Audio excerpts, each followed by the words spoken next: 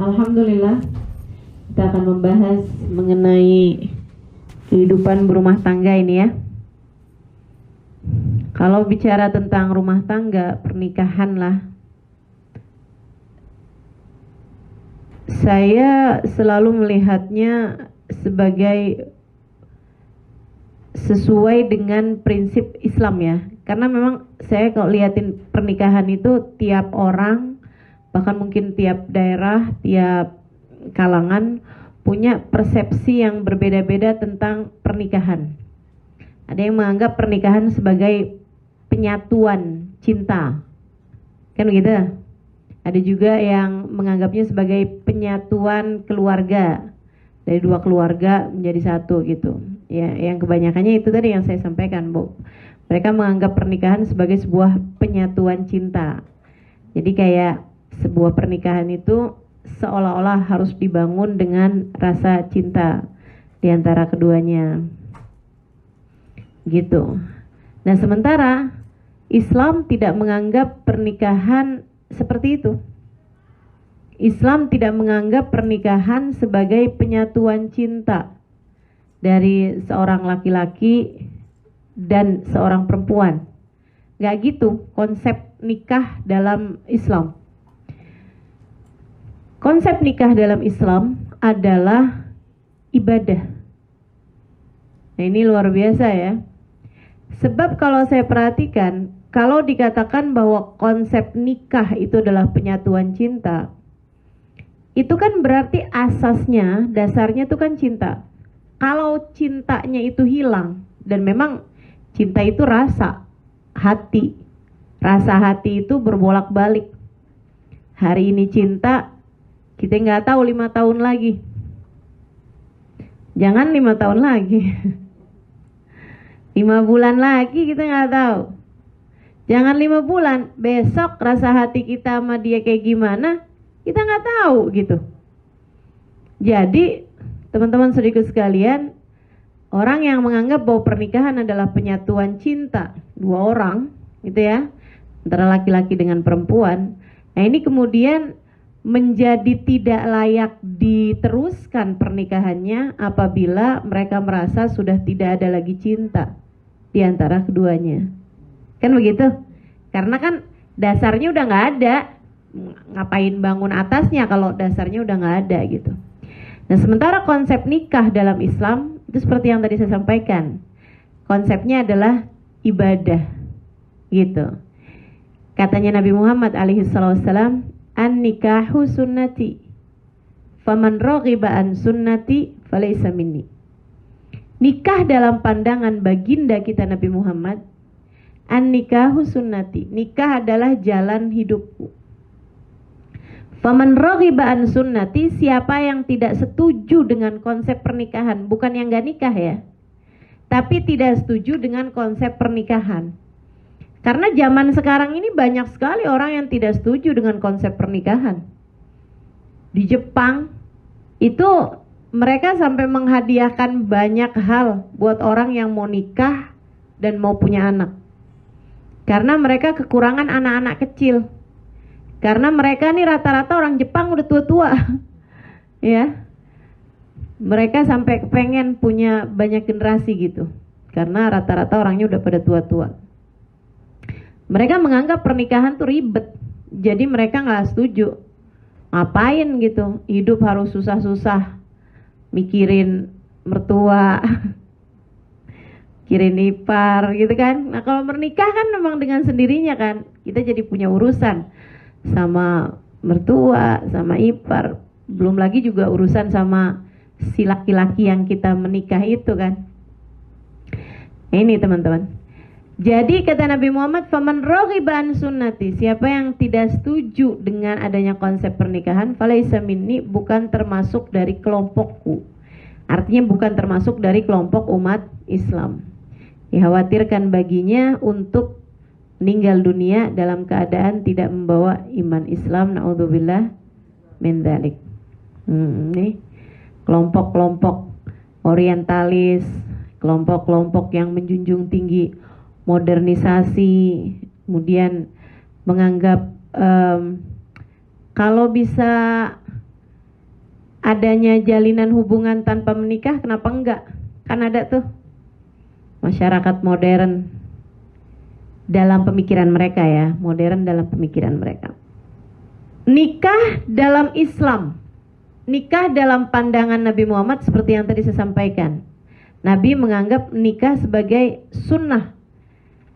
Nanti saya akan kasih paham apa itu yang dimaksud dengan sunnah. Kemudian nikah dalam pandangan Allah, apa sih? Allah menganggap pernikahan adalah unsur terpenting dalam keberlangsungan kehidupan umat manusia.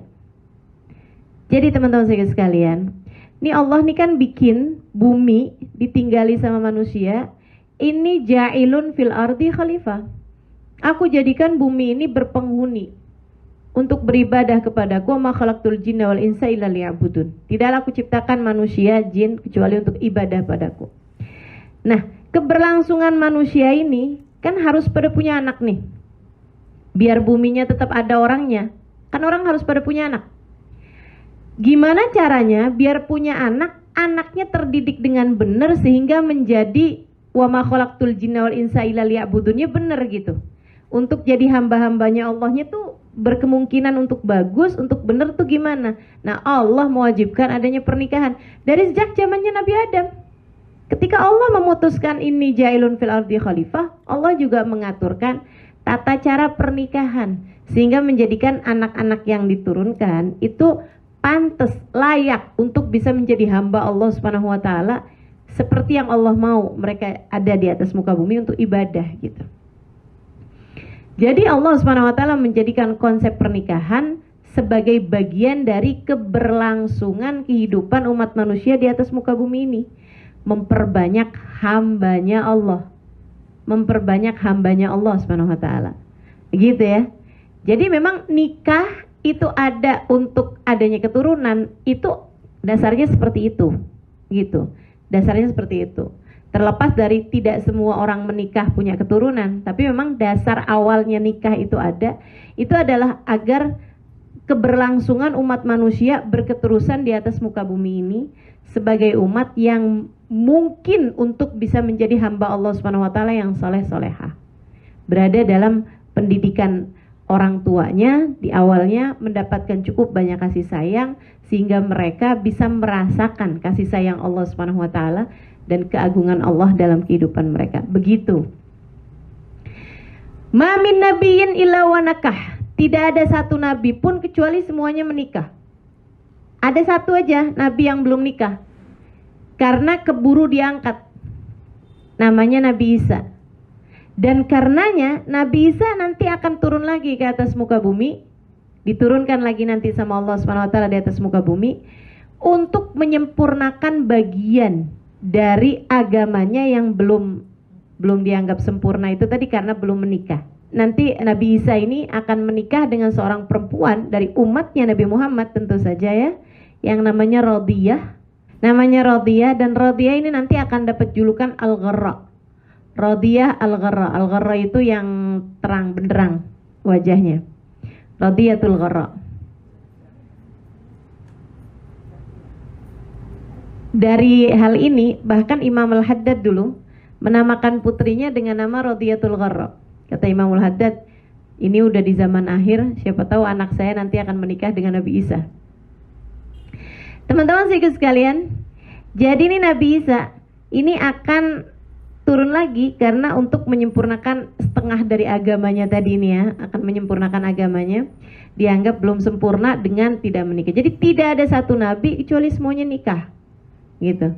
Nabi dari Nabi Adam sampai ke baginda kita Nabi besar Muhammad sallallahu alaihi wasallam semuanya menikah sebagai bagian dari sempurnanya beragama. Konsep nikah sebagai bagian dari ibadah. Nah, Nabi Muhammad alaihissalam mengatakan an-nikahu sunnati. Nikah adalah sunnahku.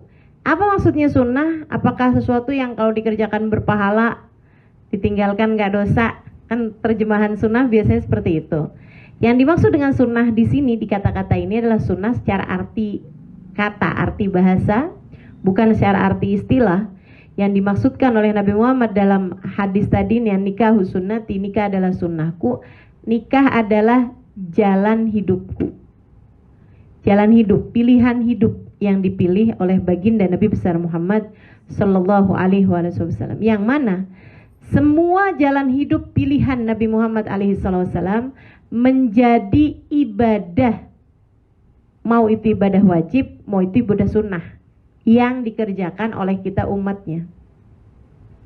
Katanya Allah Subhanahu wa taala dalam Al-Qur'an, "Qul in kuntum tuhibbunallah fattabi'uni yuhibbukumullah wa yaghfir lakum dzunubakum."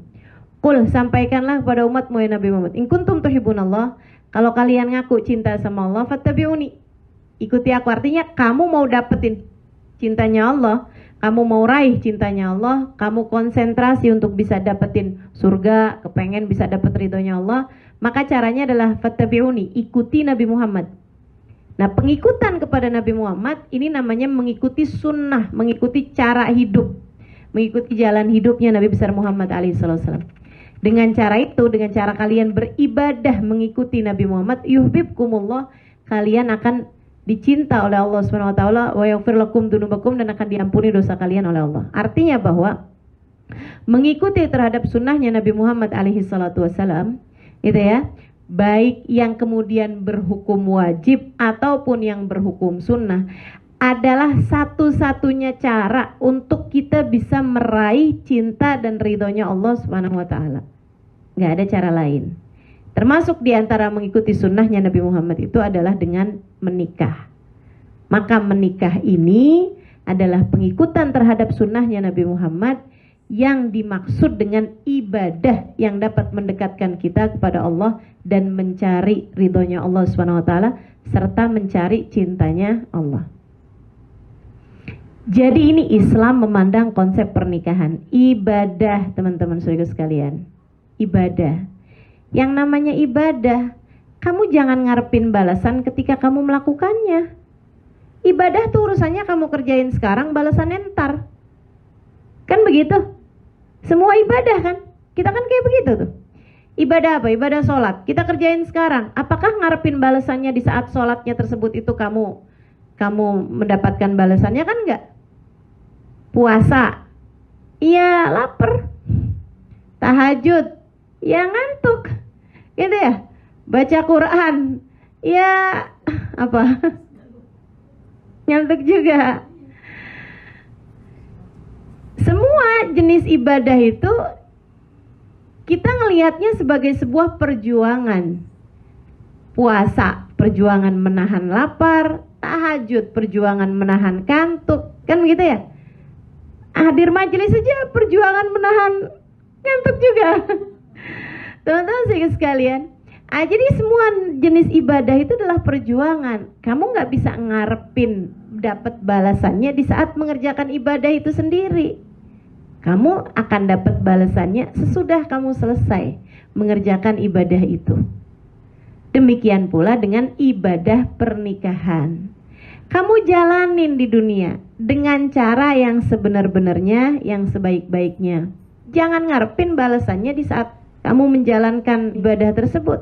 Balasannya kapan? Entar kalau udah selesai. Kapan udah selesai? Entar kalau kamu mati. Itu balasannya gitu.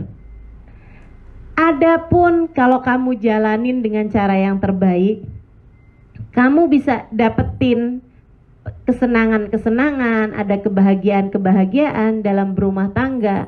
Ketika kamu menjalankan rumah tangga tersebut dengan baik, itu saya lihatnya sebagai semacam DP dari Allah Subhanahu wa taala, sebagai semacam uang muka dari Allah Subhanahu wa taala untuk Allah mau ngasih tahu gitu. Nih, saya kasih kesenangan dikit dulu nih. Nih DP-nya aja. Ntar kesenangan yang sesungguhnya akan saya kasih nanti di sana. Sehingga teman-teman saya sekalian, kalau kamu ngerasa kok rumah tangga saya nggak ada senang-senangnya, kamu malah mesti curigain. Karena kok rumah tangga saya isinya sengsara terus ya, kok saya susah terus ya ini dalam berumah tangga. Jangan-jangan itu DP-nya. DP untuk sesuatu hal yang lebih buruk nanti di sana karena kamu belum menjalankan rumah tanggamu seperti yang Allah mau. Gitu. Sama halnya dengan sholat. Sholat ibadah, jangan ngarepin balasan di dalam sholat tersebut. Balasannya sesudahnya, kan gitu ya. Balasannya di akhirat gitu. Balasannya nanti sesudah kamu meninggal dunia gitu. Nah, tapi di dalam sholat itu sendiri kita merasakan ketenangan hati, kita merasakan doa-doa kita terijabah, kita merasakan nikmatnya dekat sama Allah, kan gitu ya. Nah ini teman-teman sekalian, rasa-rasa yang ada di saat kamu sholat sebagai semacam DP yang Allah Subhanahu wa taala berikan, bahwa sholatmu yang membuat ketenangan di dunia ini akan membuat ketenangan besar bagimu kelak di akhirat. Sholatmu yang membuatmu merasa nikmat di saat sujud, ini akan membuatmu nanti di hari akhirat lebih lagi kamu dapat kesenangannya. Demikian, termasuk juga saat kita berbuka puasa, kita seneng ketika buka puasa, gitu kan ya? Karena makan makanan tuh, ya Allah luar biasa ya puasa itu ya. Sampai teh manis aja rasanya bisa beda kalau buka puasa. Gitu kan? Suara azan itu loh jadi merdu kalau udah waktunya buka puasa. Nah ini teman-teman saudaraku sekalian, kesenangan-kesenangan itu tuh sebagai semacam DP. Makanya kata Nabi Muhammad SAW, lisaim farhatan, buat orang puasa Allah kasih dua kesenangan. Farhatun inda iftari, senang ketika dia buka, wa farhatun inda liqa'i rabbih, dan senang ketika dia nanti ketemu sama Allah Subhanahu wa taala. Gitu. Jadi kesenangan ketika buka, kesenangan ketika berjumpa dengan waktu maghrib, itu adalah semacam DP yang Allah Subhanahu wa taala bayarkan untukmu demi untuk kesenanganmu nanti itu ketika kamu berjumpa dengan Allah Subhanahu wa taala. Demikian pula sekali lagi dengan pernikahan. Makanya teman-teman saudaraku sekalian, pernikahan yang tidak berbahagia harus kamu curigai. Jangan-jangan itu sebagai semacam DP yang Allah Subhanahu wa taala kasih tahu padamu bahwa ini nikahmu ini, pernikahanmu ini tidak seperti yang aku inginkan. Nih, kamu udah susah kan? Nih kalau diterus-terusin bisa bikin kesusahan panjang bagi kamu nanti di akhirat. Gitu. Karena memang yang namanya pernikahan itu teman-teman saudaraku sekalian adalah ibadah. Yang ibadah tuh kamu kerjakan di dunia untuk kamu dapat balasannya kelak di akhirat. Jangan pernah lupa itu. Nikahmu ibadahmu. Nikahmu ibadahmu. Dan seperti mana ibadah-ibadah yang lain, ya, nikahmu ibadahmu sama dengan ibadah-ibadah yang lain. Kamu hanya akan dibalas atas apa yang kamu lakukan, bukan atas apa yang orang lain lakukan. Jadi pernikahanmu itu terserah mau siapa suaminya, kamu hanya akan dibalas atas apa yang kamu lakukan, bukan atas apa yang suamimu lakukan padamu. Maka konsentrasilah terhadap posisimu. Jangan konsentrasi terhadap posisi suamimu. Dia mau ngapain urusan dia. Urusanmu adalah bagaimana menjadi istri yang baik, sehingga ibadah pernikahanmu menjadi ibadah yang diterima di sisi Allah Subhanahu wa taala. Sama halnya dengan ibadah yang lain. Teman-teman sekalian, kamu kalau ibadah sholat, apa yang kamu harapkan? Rabbana taqabbal minna innaka antas samiul alim. Ya Allah, terimalah sholat saya. Kan begitu? Kamu habis selesai puasa, apa yang kamu pikirkan? Allahumma laka sumtu wa bika amantu wa ala rizkika aftartu. Kan itu ya? Birahmatika ya arhamar. Ya Allah, aku telah berpuasa dengan rahmatmu. Terimalah puasa tersebut ya Allah. Aku beriman kepadamu, dengan rizkimu aku berbuka. Urusannya tuh urusan antara kita sama Allah Subhanahu wa taala. Kita minta sholat kita, puasa kita diterima sama Allah. Kita habis haji, mintanya biar hajinya diterima, haji yang mabrur, kan begitu ya? Demikian pula dengan kita ibadah nikah nih teman-teman saudaraku sekalian. Ibadah menikahmu harus konsentrasimu, tujuanmu adalah gimana caranya biar ibadah nikahmu itu menjadi ibadah yang diterima oleh Allah. Ibadah nikahmu gimana caranya biar ibadah tersebut layak diterima di sisi Allah. Sekarang coba masing-masing lihat. Ini kan saya rasa hampir semuanya istri ya. Nggak ada yang suami kan di sini? Masih posisi istri? Masih. Insya Allah sah. Baik, masing-masing coba silakan pikirkan. Nih kalau kemudian Allah mau lihat gitu, maksudnya kalau ada penilaian nih, adakah ibadah pernikahanmu yang selama ini kamu jalankan sudah layak untuk menjadi sebuah ibadah yang diterima di sisi Allah? Bayangin dirimu ketika jadi istri kemarin-kemarin itu. Coba pikirin tuh, udah pas belum sama yang Allah Subhanahu wa taala inginkan?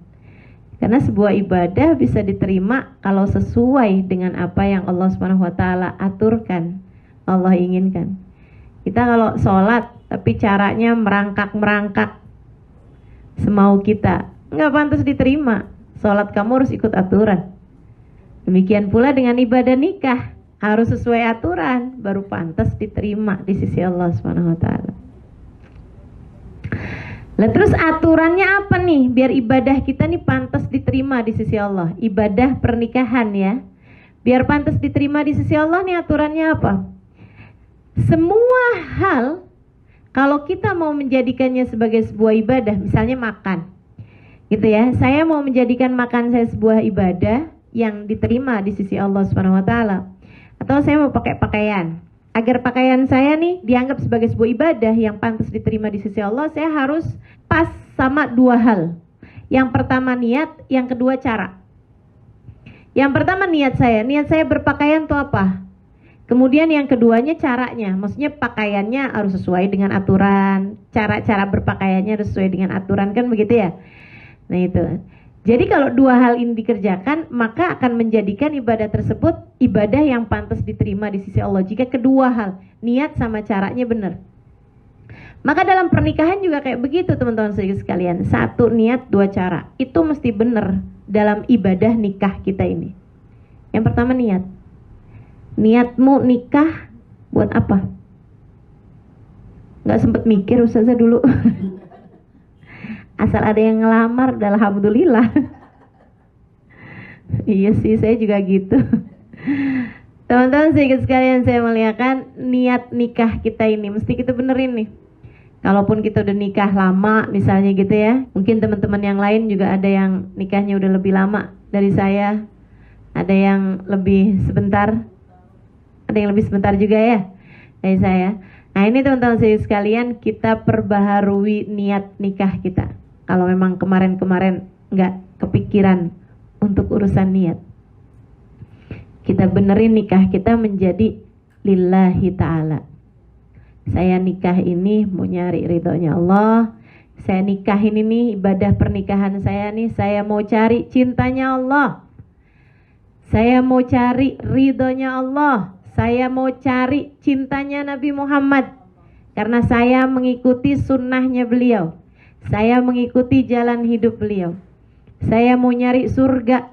Teman-teman saudaraku sekalian saya muliakan, asli kalau diterima ibadah nikah kita itu, gampang banget mau masuk surganya. Istri itu gampang banget mau masuk surganya. Ayyuma mra'atin salat fardhaha, shamat syahraha, wa ata'at zawjaha, faltadkhulul jannah min ayyi babin sya'at. Kata Nabi Muhammad, perempuan tuh sholat fardunya benar, puasa Ramadannya benar, yang utang-utang dibayarin gitu ya, dan dia tentu aja ninggalin yang haram. Maksudnya yang haram sih dia nggak ngerjain gitu kan, dosa-dosa dia nggak ngerjain.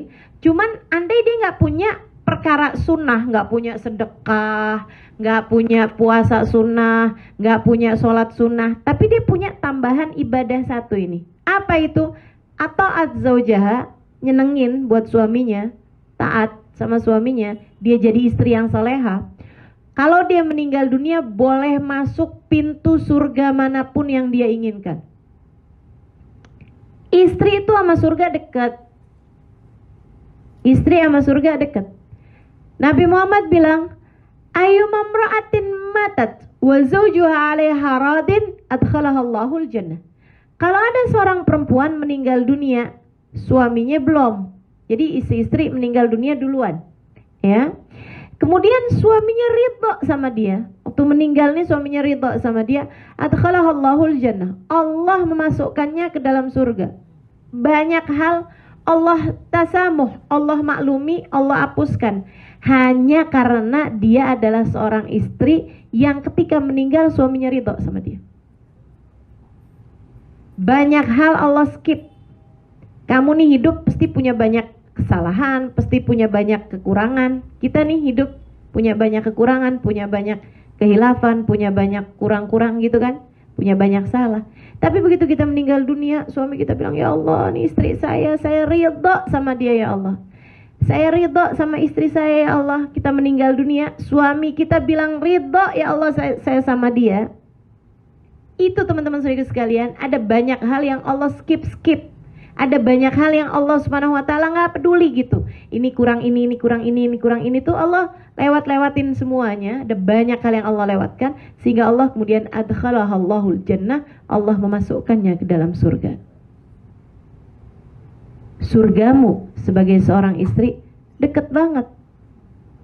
Deket banget teman-teman saudara sekalian. Jangan dilewatkan peluang ini gitu.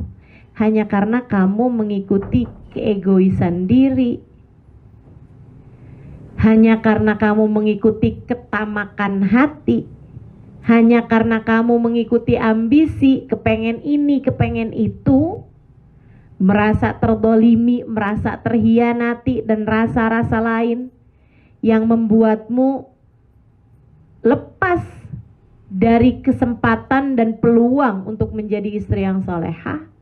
Ini rugi kita kalau sampai kita terkalahkan dengan keadaan sehingga tidak menjadikan kita istri yang soleha.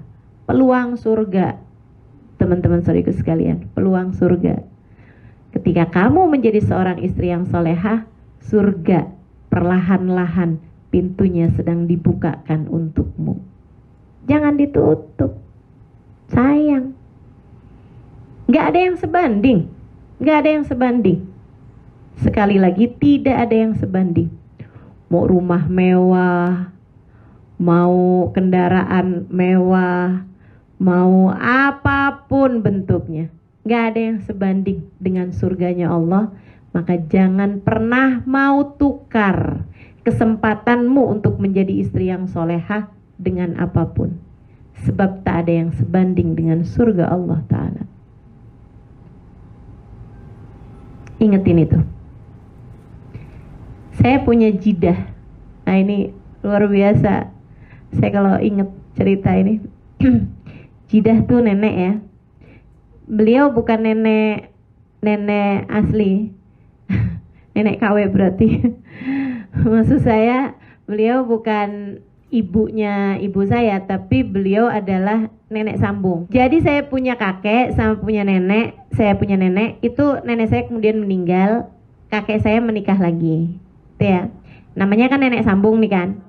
Jadi beda usianya itu antara kakek saya sama nenek saya. Di saat kakek saya usia 90 tahun, beliau usianya sekitar 60-an tahun atau 70-an tahun.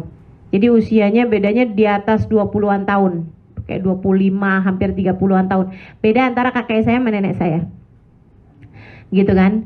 Tapi kami semua nih, nenek sambung kami nih, kami sayang semua sama beliau. Karena beliau tuh orangnya sangat penuh cinta, penuh kasih sama cucu-cucunya gitu. Walaupun bukan cucu asli beliau gitu ya. Tapi semua disayangin, semua disenengin, semua diiniin sama dia gitu. Diopenin lah gitu ya sama nenek kami ini. Orangnya Masya Allah gitu. Terus beliau ini, kakek saya ini, alhamdulillah tuh teman-teman saya sekalian, sampai dengan usianya 90 tahun nggak punya sakit apa-apa, nggak darah tinggi, nggak kolesterol, asam urat, gula darah tuh nggak punya sama sekali. Jadi sehat sampai usia 90 tahunan, 91, 92, itu beliau masih suka naik sepeda pancal. Jadi kalau dengar saya datang tuh ke kampung gitu, itu beliau duluan nyampe ke rumah sebelum saya nyampe ke rumahnya kakek saya gitu. Cuman di usia 92, 93-an tuh mulain beliau pikun. Dan itu kalau bisa dibilang sakit, satu-satunya sakit yang beliau alami gitu kan. Dan subhanallah, beliau orang sangat menyenangkan nih kakek saya ini. Dan saya nggak pernah ngeliat orang pikun lebih menyenangkan daripada kakek saya. Pikunnya itu seru gitu. Kadang-kadang nih ya, saya mau salaman gitu, adik saya mau salaman, terus beliau bilang gitu, maaf, saya lagi punya wudhu. Kan padahal cucunya ya nggak batal wudhunya. Masya Allah. Ntar tuh pas bulan Ramadan gitu, dia nanya sama anaknya gitu, nih hari apa? Hari Senin. Oh, saya mau puasa padahal bulan Ramadan. Maksudnya mau hari apa juga kan sudah mau wajib puasa gitu. Beliau udah lupa gitu kan. Masya Allah gitu. Sangat menyenangkan. Kapan lagi beliau lupa semua bahasa kecuali bahasa Arab. Ini aneh bener gitu. Saya sampai jadi mikir gitu, gimana kerjanya otak ya, ruwetnya luar biasa, maksudnya sangat complicated ya otak manusia itu. Bisa pikun itu bisa ganti-ganti gitu, ntar pikun bahasa, ntar pikun mukanya orang, ntar pikun apa gitu, subhanallah, subhanallah, sampai bisa dibikin tesis tuh kayaknya tuh pikunnya kakek saya. Nah, di saat beliau pikun itu usia 94-an gitu ya, 95 tuh tambah inian pikunnya, tambah semakin menjadi-jadi gitu kan, sampai nggak inget siapa-siapa gitu. Pada saat itulah nenek yang usianya waktu itu hampir 70-an saya kira ya, itu mulai sakit, dan sakitnya jadi tambah semakin berat. Di saat kakek tuh udah lupa siapa nenek. Jadi subhanallah, kakek saya itu lupa sama perempuan tapi ingat sama laki-laki.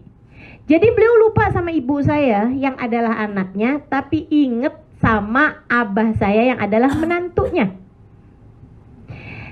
Di saat istrinya sakit udah nggak berdaya, maksudnya udah di atas tempat tidur kena stroke. Itu beliau kerjaannya suka pergi ke rumah anaknya yang laki-laki, namanya uak saya ini ya, paman saya, namanya Abdurrahman. Dia bilang gitu, Man, katanya gitu, ada orang sakit di rumah nggak pulang-pulang. Berarti itu istrinya. Ada orang sakit di rumah katanya nggak pulang-pulang, kesian dah. Apa saya kasih uang aja ya biar dia pulang, biar pulang ke rumah orang tuanya gitu. Dia nggak ingat kalau itu istrinya. Sampai kemudian di saat yang lagi kondisinya kayak begitu, nenek saya meninggal. Saya ada di sana, jadi saya tahu banget ini cerita ini nih teman-teman.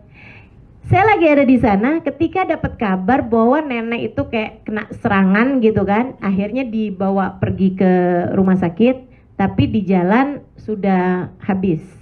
Ya, di jalan udah meninggal dunia. Kemudian dipastikan oleh pihak rumah sakit untuk periksa gitu bahwa memang udah nggak ada gitu kan. Habis itu langsung dinyatakan meninggal dunia secara natural, secara alami gitu ya. Habis itu kemudian dibawa pulang jenazahnya. Nah, waktu jenazahnya lagi mau diurusin dibawa pulang, kami yang udah dapat kabar itu segera siap-siap untuk pergi ke rumahnya nenek, kan begitu ya, pergi ke rumahnya kakek saya ini. Abah saya segera tuh pergi ke rumah kakek saya itu untuk maksudnya untuk berduka cita lah, walaupun agak bingung duka citanya karena beliau bahkan nggak inget gitu kalau punya istrinya udah meninggal gitu. Jadi abah saya tuh cerita, dia duduk berduaan nih sama kakek karena belum ada siapapun yang datang gitu kan. Langsung abah saya langsung ke situ. Dia duduk berduaan di depan rumah di serambi gitu kan. Serambi rumah tuh di ruang luar itu. Duduk berduaan gitu di kayak balai-balai gitu kan, kursi gitu. Terus cerita-cerita gitu. Jid, ini gimana Jid? Istrinjit gimana? Tanya-tanya gitu. Tapi dia kayak nggak nyambung gitu. Dia malah blank kan, pikun gitu kan. Beliau malah cerita tentang ibunya gitu. Perasaan dia tuh kayak masih ada ibunya gitu. Udah cerita kesana kemari apa segala macem, sampai kemudian jenazahnya datang. Jenazah itu datang, teman-teman saudara sekalian, ditaruh di depannya Njit. Kemudian abah saya buka ininya, mukanya gitu kan. Belum diapa-apain kan jenazahnya, maksudnya baru ditutupin aja gitu. Baru maksudnya iya masih pakai baju yang tadi gitu kan, cuman ditambahin kain gitu aja. Abah saya buka gitu kain mukanya, dan itu subhanallah, kakek saya kembali memorinya 100% ketika ngelihat jenazah istrinya. Beliau kemudian bilang, ya Allah, ini istri saya nih Fadlun binti Zain, itu sampai disebutin sama binnya. Ingat 100%. Ya Allah, ini istri saya Fadlun binti Zain Babud. Ya Allah, istri saya meninggal nih, Masya Allah. Habis itu dia kemudian nangis, innalillah, ini istri saya nih meninggal, ini istri saya nih perempuan solehah. Dia kemudian ciumin dari ujung rambut ke ujung kaki, diciumin sama dia. Ya Allah, ini istri saya nih, ya Allah, diciumin jenazahnya gitu sampai ke kakinya. Ya Allah, saya ridho sama dia dari ujung rambut ke ujung kaki. Ya Allah, saksikan saya ridho sama dia dari ujung rambut sampai ke ujung kakinya, ya Allah. Nangis sampai abah saya ikutan nangis, yang bener-bener nangis gitu. Abah saya mikir, ya Allah, beruntung banget nih perempuan, suaminya pikun tapi Allah balikin hanya untuk menyatakan keridhaan kepada istrinya. Habis itu kemudian jenazahnya ditutup, udah selesai nangisnya ini apa, selesai baca-baca doa gitu. Jenazahnya dibawa masuk gitu kan. Habis itu Njit lupa lagi, masuk lagi ke dalam gitu, terus nanya, ada yang meninggal? Siapa yang meninggal? Lupa, teman-teman saudara sekalian. Jadi dikembalikan 5 menit memorinya 100%. Bahwa memang memorimu, siapa yang bilang milikmu? Iya milik Allah. Iya milik Allah. Dirimu, siapa yang bilang milikmu? Milik Allah. Tapi Allah mengembalikan pada waktu yang tepat untuk hamba-hamba yang tercinta di sisinya. Suami udah pikun, sama Allah dibalikin 100%, teman-teman saudariku sekalian, hanya untuk menyatakan keridhaan kepada istrinya. Allah mau ngajarin saya, cucunya, dan teman-teman yang kebetulan menjadi teman-teman saya untuk saya sampaikan cerita ini. Jadilah istri yang soleha. Jika bahkan andai suamimu pikun sekalipun, Allah bisa kembalikan memorinya untuk menyatakan keridhaannya kepadamu. Jika kamu istri yang soleha, kamu tidak akan kehilangan apapun jika kamu istri yang soleha. Fokus saja teman-teman sekalian. Gak usah fokus sama suami kamu, gak usah. Itu urusan dia, hisabnya masing-masing. Lewat surga gak bakalan gandengan tangan, lewat jembatan sirat gak bakalan gandengan tangan. Tenang aja, sendiri-sendiri. Suamimu mau ngapain, urusan dia. Termasuk jika dia memilih untuk menikah lagi. Urusan dia, bukan urusan kita. Urusan kita bagaimana menjadi istri yang solehah baginya. Dah, konsentrasi itu aja. Konsentrasi itu aja. Balasannya, hasilnya, tujuannya, puncaknya surga. Dan jangan mau kalahkan surgamu dengan apapun. Sekali lagi, jangan mau kalahkan surgamu dengan apapun. Jadi dalam segala keadaan, menanglah, sebab yang kamu pertaruhkan adalah surgamu sendiri.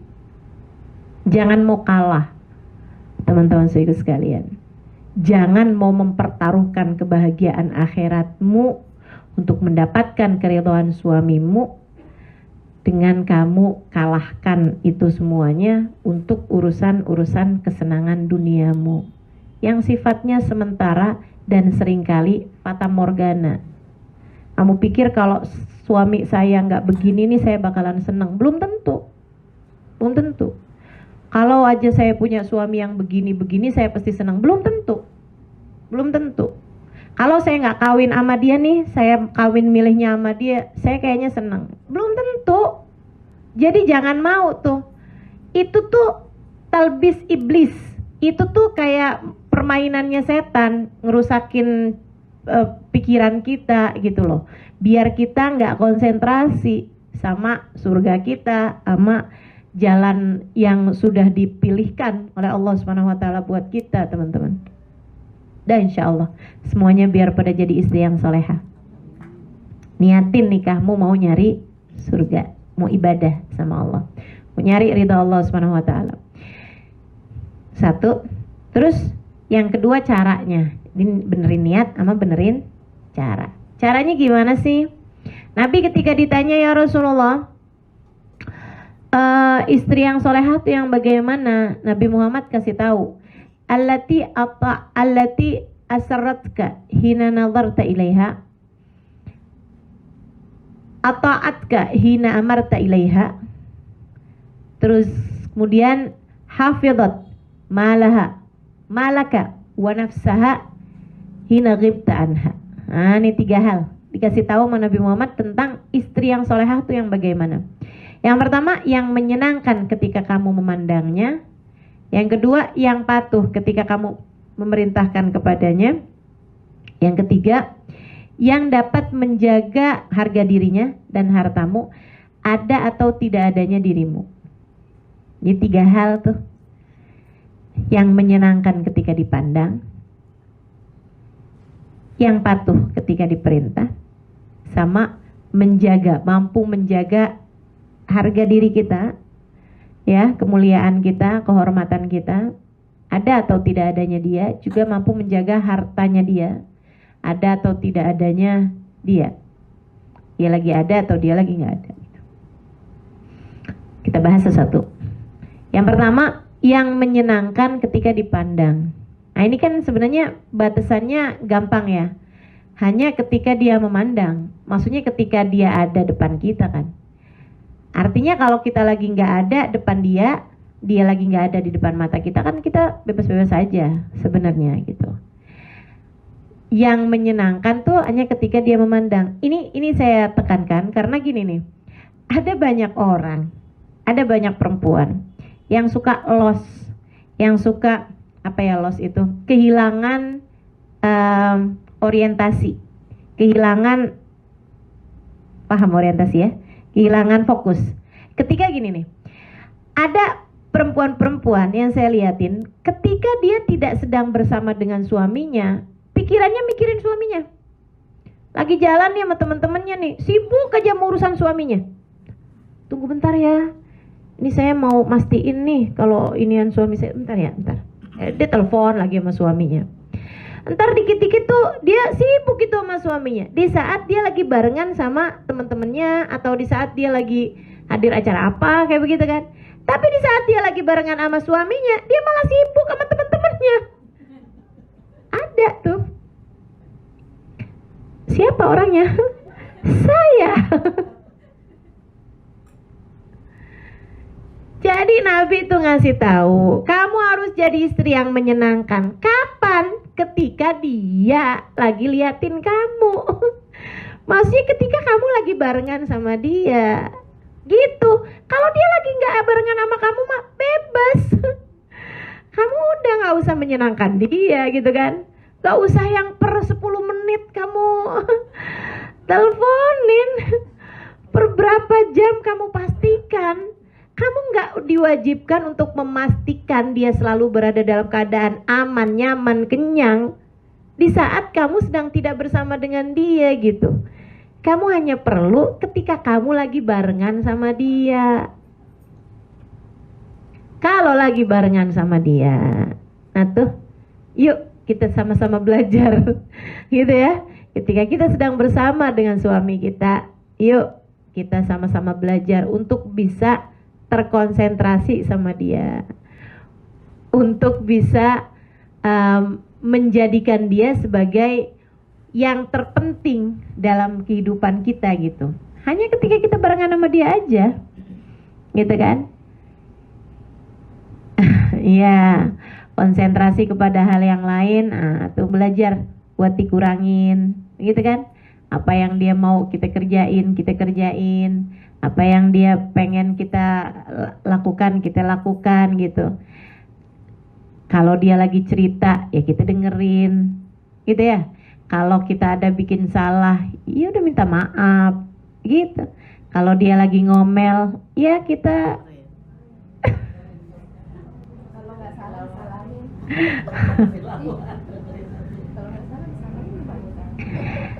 Saya ingat ada satu perempuan, dia sangat tercinta di hadapan suaminya gitu. Suaminya nganggap dia sebagai salah satu, ya ini bidadari gitu. Terus di hadapan anak-anaknya, keluarganya, semua sayang banget gitu sama dia. Saya lihat di YouTube, maaf ya, kan kita belajar dari mana aja kan, ya.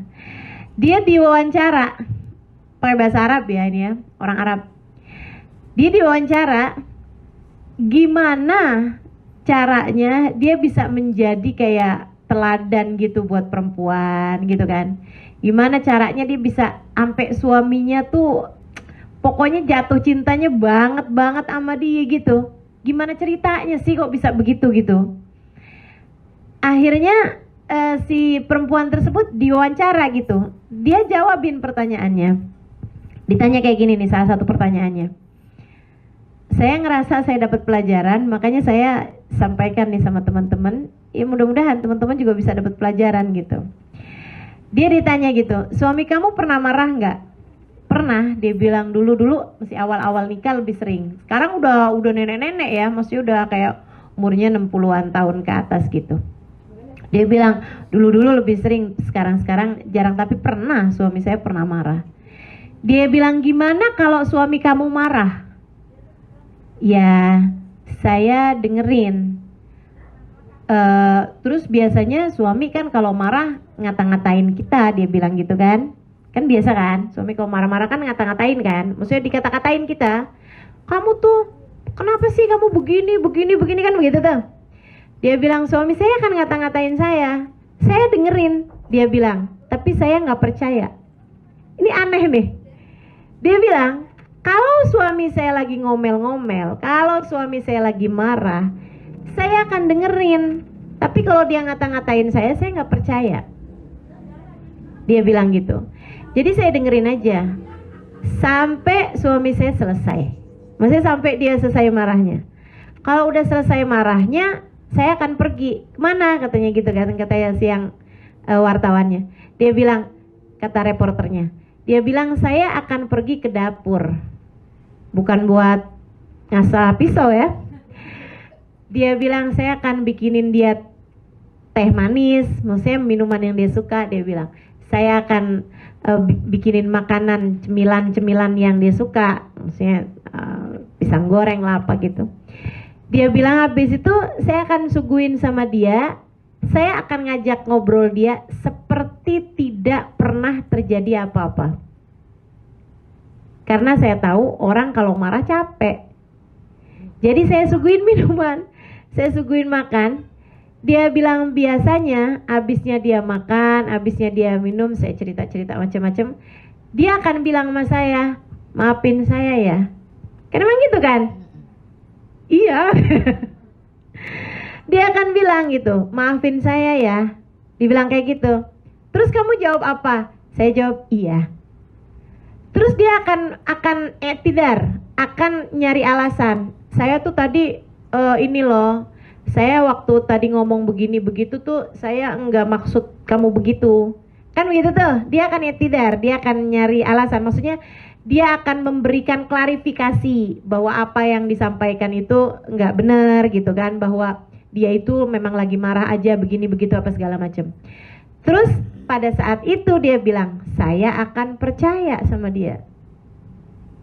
Ini orang berakal banget loh si perempuan ini.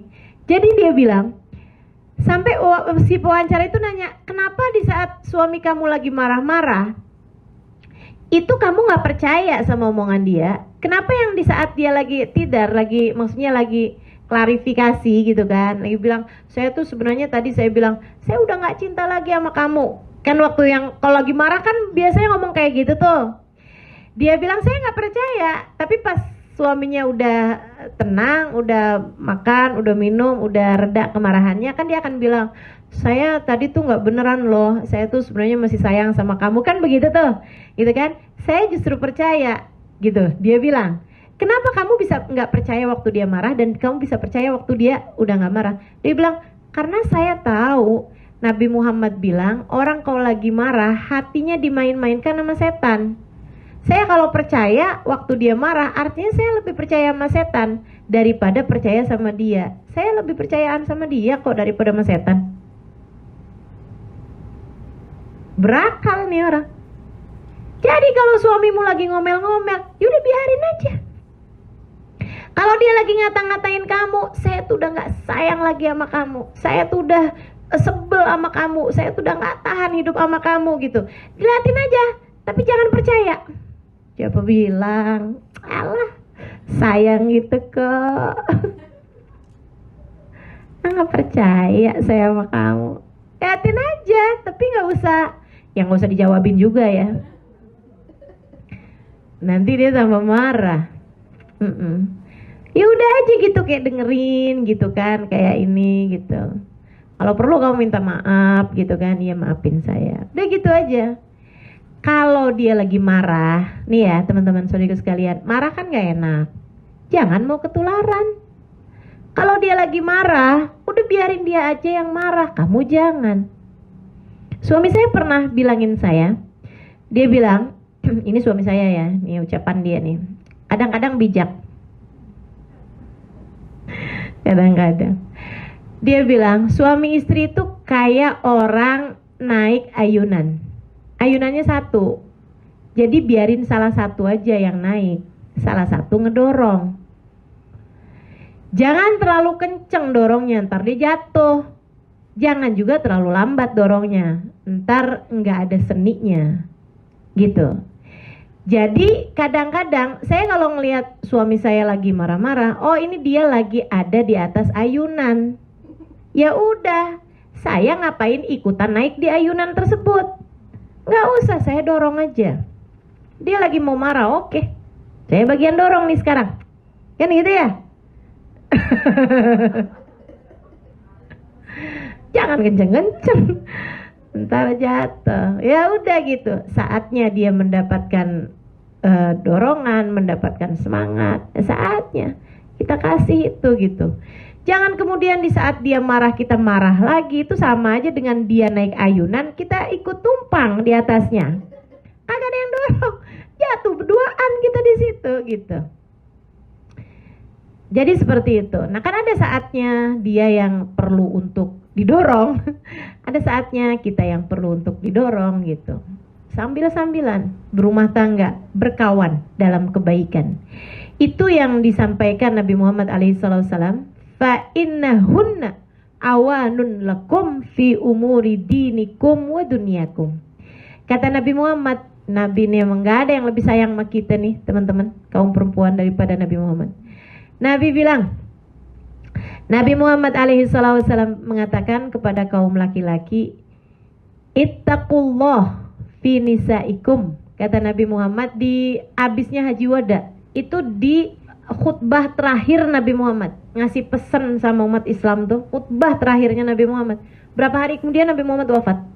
Itu Nabi Muhammad pesan, salah satu pesannya selain sholat ya, masalah sholat tuh Nabi Muhammad tekenin banget as-sholat wa ma malakatil yamin, as-sholat gitu. Sholat ya, jagain sholat kalian, jagain sholatnya orang-orang yang kalian tanggung nafkahnya, mesti anak-anak keluarga kalian gitu. Selain daripada itu Nabi juga pesan, wahai kalian, wahai sahabatku sekalian, kata Nabi Muhammad, berbuat baiklah kepada istri kalian.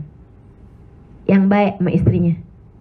Takutlah kalian kepada Allah dan berbuat baiklah kepada istri kalian. Fa innahunna awanun lakum fi umuri dinikum wa dunyakum. Karena istri kalian adalah kawan kalian. kawan kalian, partner kalian dalam kalian menjalankan urusan agama kalian dan urusan dunia kalian. Itu dah nggak ada deh yang lebih pas mendefinisikan istri daripada Nabi Muhammad alaihissalam. Nabi itu menjadikan kita kawan loh itu, kata Nabi Muhammad, kawan kalian. Kalian namanya berkawan kan? Saya pernah dengar kalau kamu mau jalan cepat, berjalanlah sendirian. Kalau kamu mau jalan panjang, perjalanan panjang, berjalanlah bersama. Nah kita ini gini loh, hidup di dunia perjalanan panjang akan jauh lebih ringan kalau kamu laksanakan bersama sama suami kamu, bersama teman-teman kamu, kan gitu ya. Di rumah bersama dengan suami kamu jauh lebih ringan, teman-teman saudara sekalian. Di saat kamu sedang terjatuh, ada yang menyemangati, gitu ya. Nah, karena itu, karena Nabi Muhammad menyebutnya sebagai kawan, maka jadilah kawan yang baik bagi suamimu. Jadilah kawan yang baik bagi suamimu. Partner dalam kebaikan-kebaikan. Insya Allah sama-sama menuju ke dalam surga Allah SWT. Nah itu, Nabi Muhammad bilang, yang menyenangkan ketika dipandang, yang taat ketika diperintahkan, dan yang bisa jaga harga diri. Saudaraku sekalian, zaman sekarang nih, semua hal adanya di tangan. Bahkan maksiat-maksiat besar seringkali diawali hanya dari sebuah sapaan di WhatsApp. Hai, apa kabar? Dari mantan pacar. Waktu zaman SMA, waktu zaman kuliah, saya nggak tahu nih teman-teman pada kuliah apa kagak. Banyak dosa-dosa, maksiat-maksiat diawali dari hanya sekedar sapaan-sapaan kecil di handphone. Nah itu, jangan mau kebawa, jangan mau terjebak sama dosa. Udah cukup Allah melihatmu. Nabi Muhammad, nabimu, cukup teman-teman saudaraku sekalian. Nabi tahu apa yang kita kerjain. Nabi tahu. Kata Allah dalam Al-Quran, wa qul i'malu fasayarallahu amalakum wa rasuluh. Berbuatlah kalian, amal perbuatan kalian dilihat sama Allah, dilihat sama Rasulullah. Seharusnya fakta bahwa amal perbuatan kita dilihat sama Allah, dilihat sama Rasulullah, cukup membuat kita malu untuk berkhianat, cukup untuk membuat kita malu untuk berselingkuh, baik secara fisik ataupun secara hati, ya, baik selingkuh beneran, ketemuan, berduaan sama laki-laki yang bukan mahram, atau dengan selingkuh hati, dengan menganggap bahwa kalau saya sama dia kayaknya lebih enak, dengan kita membayang-bayangkan laki-laki yang lain selain daripada suami kita.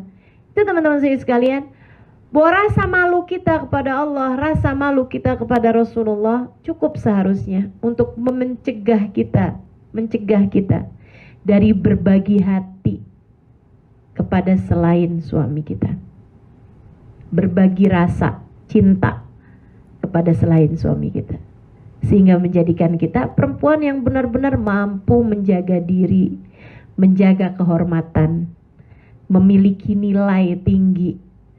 Kalau kamu kayak yang nggak apa-apa, cuman urusan beginian doang, nggak apa-apa lah gitu, ya nggak boleh nyakitin hati orang juga kan.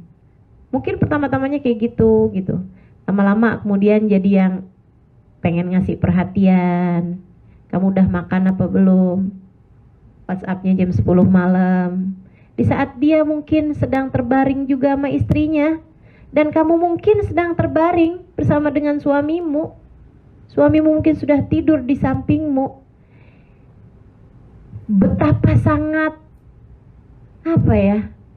besarnya gitu pengkhianatan seorang istri, suami di sampingnya, dan dia kemudian menanyakan kabar tentang seorang laki-laki yang mungkin saat itu sedang tidur juga di samping istrinya. Suamimu nggak tahu, istrinya nggak tahu, tapi Allah tahu, Rasulullah tahu. Malu kita sama Allah. Dan seperti yang tadi saya sampaikan, Nggak ada yang sebanding dengan surga untuk kamu pertaruhkan. Nggak ada yang sebanding dengan keridhaan Allah untuk kamu pertaruhkan. Jangan kemudian kamu lihat, abisnya suami saya nggak ada perhatiannya, ini kan lumayan. Ada orang nanyain saya udah makan malam apa belum.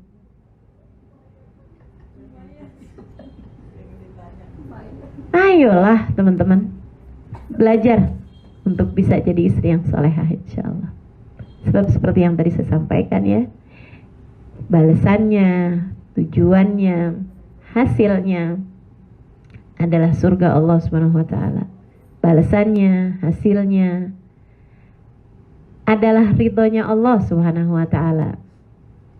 Tujuannya, hasilnya adalah kebersamaan dengan Nabi besar Muhammad sallallahu alaihi wasallam kelak di surga nanti.